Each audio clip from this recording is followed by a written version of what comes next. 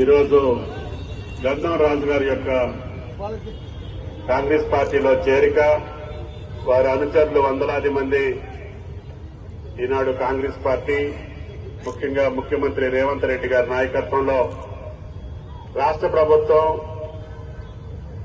మొదలుపెట్టినటువంటి ప్రజాపాలన కార్యక్రమాలు,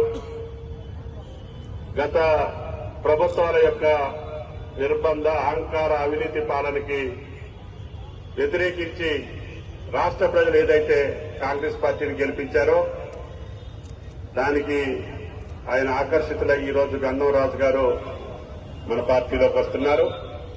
అదేవిధంగా జిల్లా పార్టీ అధ్యక్షులు హరివర్ధన్ రెడ్డి గారు, పిసిసి కార్యవర్గ సభ్యులు సత్యంరాజు గారు, మిత్రులందరికీ, వేదిక మీద ఉన్నటువంటి డివిజన్ అధ్యక్షులు, వివిధ అనుబంధ సంఘాల అధ్యక్షులు, కాంగ్రెస్ పార్టీ సీనియర్ కార్యకర్తలందరికీ, ఈ రోజు పార్టీలో జాయిన్ అయినటువంటి మీ అందరికీ స్వాగతపూర్వక ఆహ్వానాన్ని పలుకుతూ, మీ అందరికీ కాంగ్రెస్ పార్టీలో రమేష్ గారి యొక్క ఆధ్వర్యంలో, కాంగ్రెస్ పార్టీ నాయకుల యొక్క ఆధ్వర్యంలో, ఆశీస్సులతోటి మీ అందరికీ సముచితమైనటువంటి గౌరవం ఈ డివిజన్లోనే కాకుండా ఈ నియోజకవర్గం తప్పకుండా మొన్నటి ఎన్నికల్లో హైదరాబాద్ కొద్దిగా నిరుత్సాహపరిచినప్పటికీ మనకి ఇది సాక్షాత్తు ముఖ్యమంత్రి గారి పార్లమెంటు నియోజకవర్గం.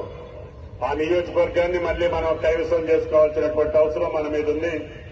తప్పకుండా ప్రజలందరూ కూడా కాంగ్రెస్ పార్టీ వైపు, ముఖ్యమంత్రి రేవంత్ రెడ్డి గారి యొక్క నాయకత్వం పట్ల, సోనియా గాంధీ గారి యొక్క ఆశీస్సులతో ప్రవేశపెట్టినటువంటి 6 గ్యారంటీల యొక్క పథకాన్ని నమ్మి ఈ రోజు రాష్ట్ర ప్రజలందరూ కూడా కాంగ్రెస్ పార్టీని అధికారంలోకి తీసుకొచ్చారు. మొన్ననే 2 రోజుల్లోనే 2 పథకాలకు అంకురార్పణ చేశాం. మహిళలకి ఉచిత బస్సు సర్వీసులను మనం ఈ రోజు పెద్ద ఎత్తున మహిళా లోకం నుంచి మనకి పెద్ద మద్దతు వచ్చింది. అదేవిధంగా ఆరోగ్యశ్రీ కూడా 2 లక్షల రూపాయల నుంచి ప్రతి ఒక్కరికి 10 లక్షల రూపాయల వరకు ఆ రోజే ముఖ్యమంత్రి గారు సంతకం పెట్టి అనౌన్స్ చేశారు.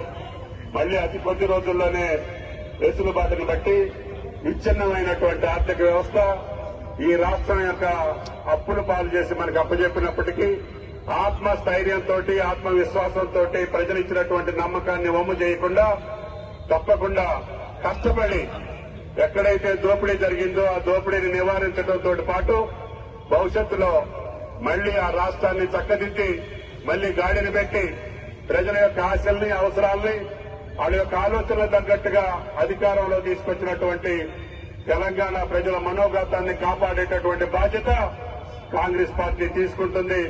తప్పకుండా రేపు పార్లమెంట్ ఎన్నికల్లో మెజారిటీ స్థానాలు తెలంగాణ రాష్ట్రంలో మళ్లీ సోనియా గాంధీ గారికి, రాహుల్ గాంధీ గారికి మనం అప్పచెప్పాల్సినటువంటి అవసరం ఉంది.